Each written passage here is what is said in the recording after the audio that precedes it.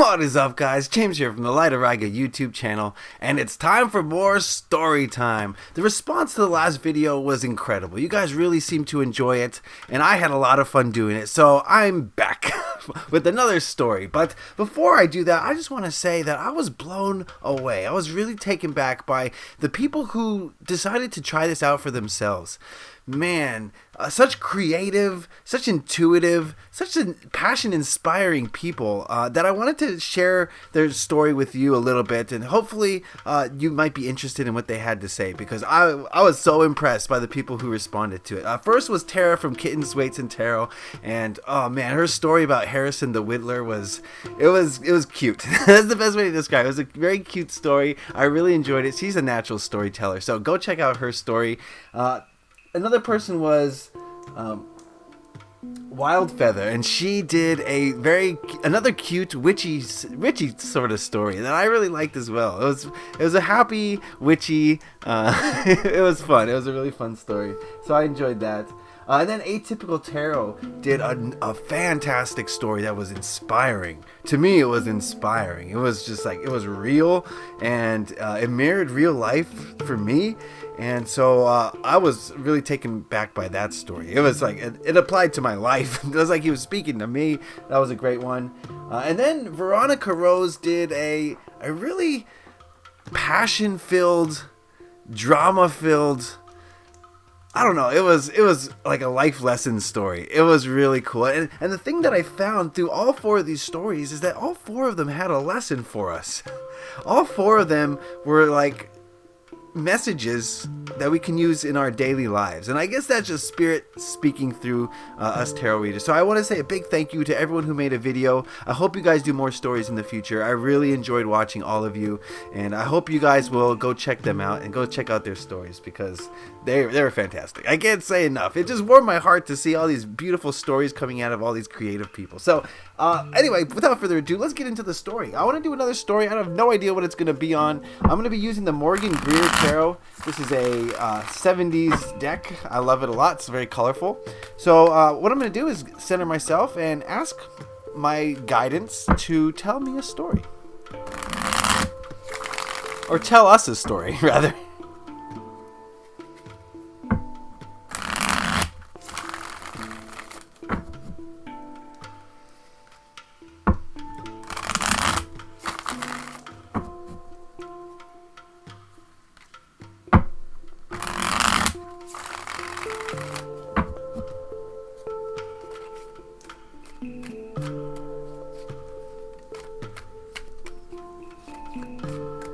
Alright, here we go.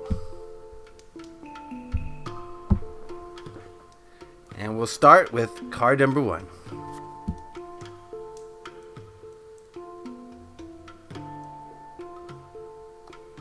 I don't know how long this story is going to be, so I'm going to like prepare as though there's going to be the whole deck. Of course there won't be, but better safe than sorry.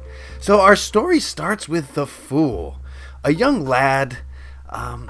And this was one of those people who, at a very young age, realized that they were meant for more than ordinary life, right? They were meant to go see and explore and learn about the outside world.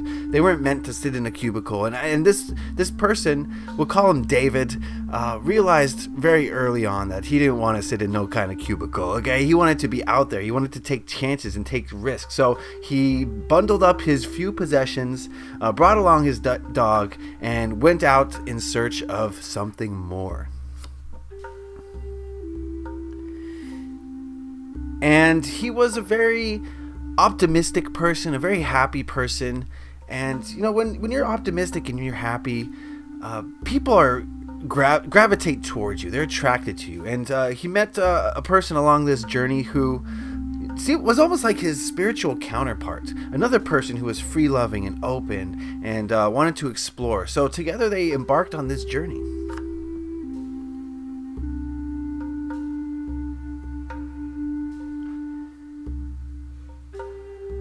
And in their kingdom lived a prince, And this prince was one of those people, you know the type, where all they're concerned about is gaining possessions, of becoming richer, of exerting their power over others.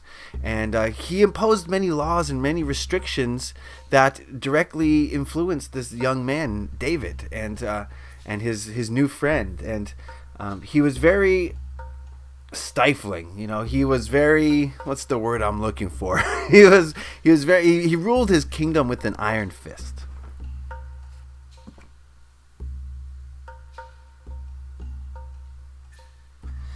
And as a result, this prince was very sad. He was very morose, very depressed. He ruled a kingdom, yet he wasn't emotionally satisfied in any way. He was always looking for something else, and he didn't know what it was. He had it all. He had everything. He ruled a kingdom, basically. But still, inside, he was empty. And, this was definitely coming out through his rulership and his iron-fistedness.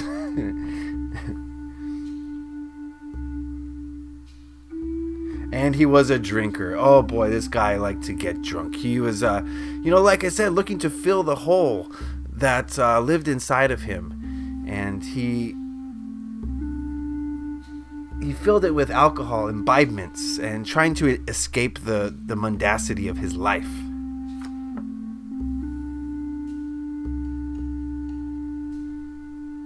And he also had a princess who was loyal to the point where she was in the relationship just to gain stature, just to gain money, just to improve her family name. She wasn't in love with the prince by any stretch of the imagination. She was in it for herself. She was in it to get rich and to get famous and to get powerful. So another reason for this prince to just be a horrible, despicable, dark, negative person. So David, who was on his quest, decided that the first thing he would try was farming. He'd never farmed in his life. His parents weren't farmers, and it was something new, something exciting. So he thought that he wanted to provide for the community. He wanted to help people. So he took up farming as his profession. At least he wanted to try it out, at least, and see if it fit him or if it didn't. So he became a farmer, and he tended to his fields. And the girl he initially met early on in the story, she became the backbone, and together they improved their lives. She became a permanent fixture in his life. She helped tend the farm. She was the one who was the rock in the relationship, and she kept it all together. She did the things that no one else wanted to do. She kept things going, did the chores, and made sure everything on the farm was running smoothly.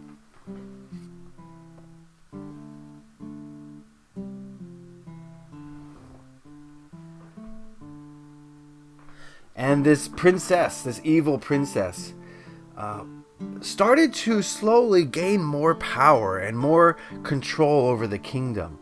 And she initiated a doctrine stating that a large percentage of people's income would be paid to the kingdom, a tax.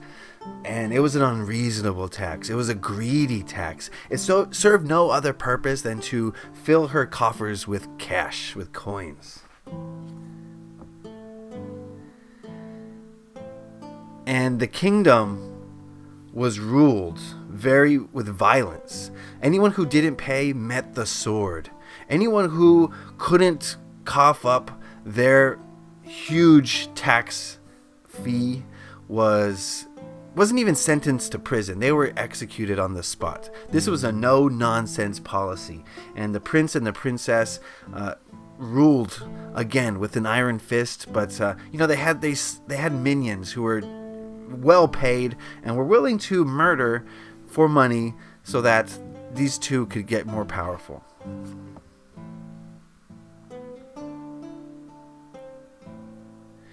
And yes, there was a king, the father of the prince, but he was nowhere to be found. He was gone to a far-off land fighting some war. He had left the kingdom in his son's possession, in his charge. And he was a noble king, and he would never have allowed anything like this to happen. But in his absence, the prince and the princess took total control, and they brought their community to its knees. So David got an idea. He was fed up with the tax. It was unfair. It was unjust. It was making his life as a farmer intolerable, and he wanted to do something. So he got an idea. This was an idea that just came to him in the night. It was a shot of inspiration, and he decided to take action.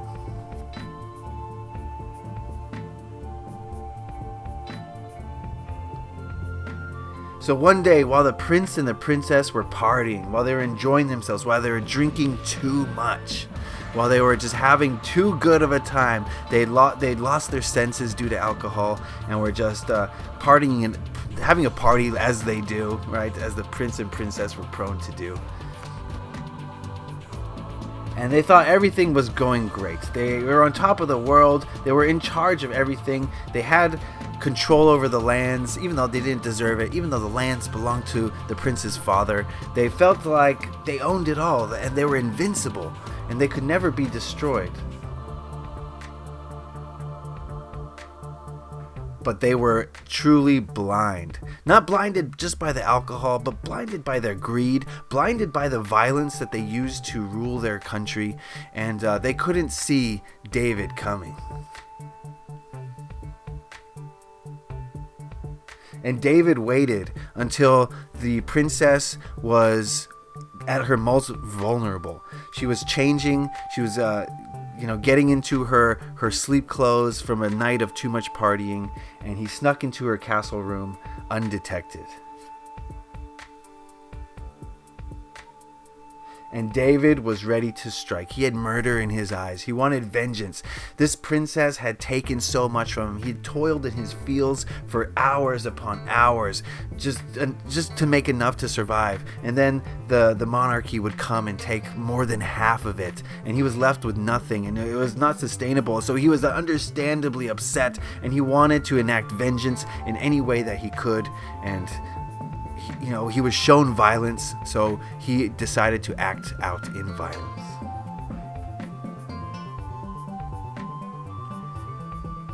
But before he was able to strike, a loud trumpet sounded, announcing the return of the king. And the king had come back to rule over his kingdom, not knowing what had become of his land after he left his son in charge. And everything was put on halt as the king came through. There was a big commotion, and David's plans were thwarted for the moment.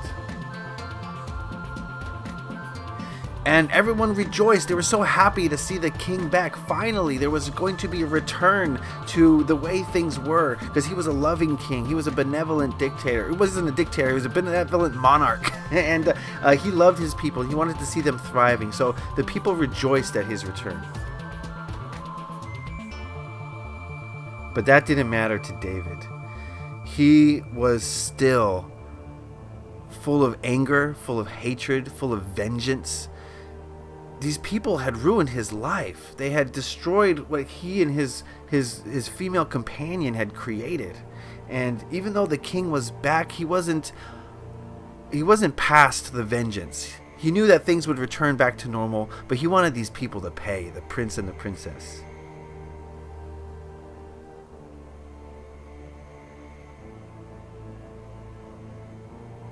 But often in life, things don't work out how we planned, and the guards quickly seized him, and they took him away. They found him in the princess's quarters amongst the commotion, and he was arrested and taken away, presumably to be murdered, to be assassinated, or what's the word?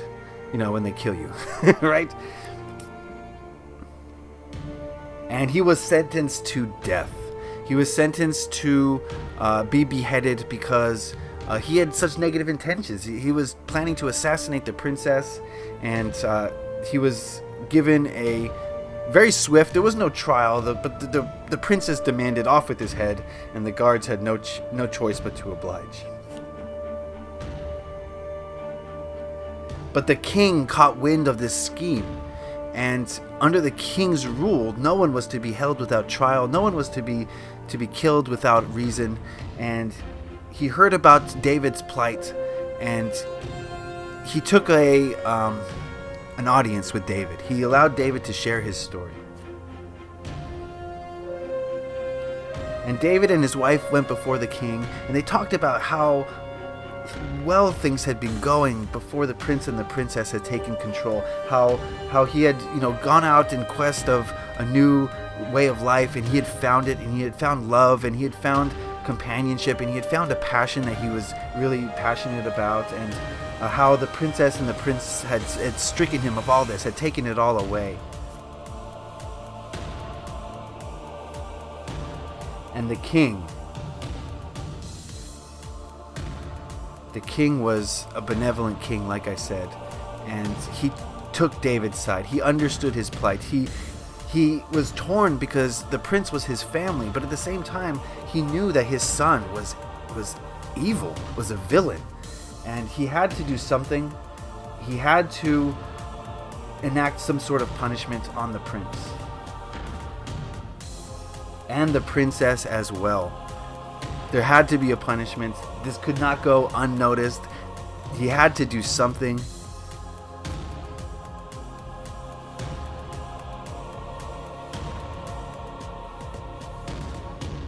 And what he did was he disowned his family. He disowned the prince, disowned the princess. And he made David and his wife the heirs to the throne. Because they were good-hearted, like the king.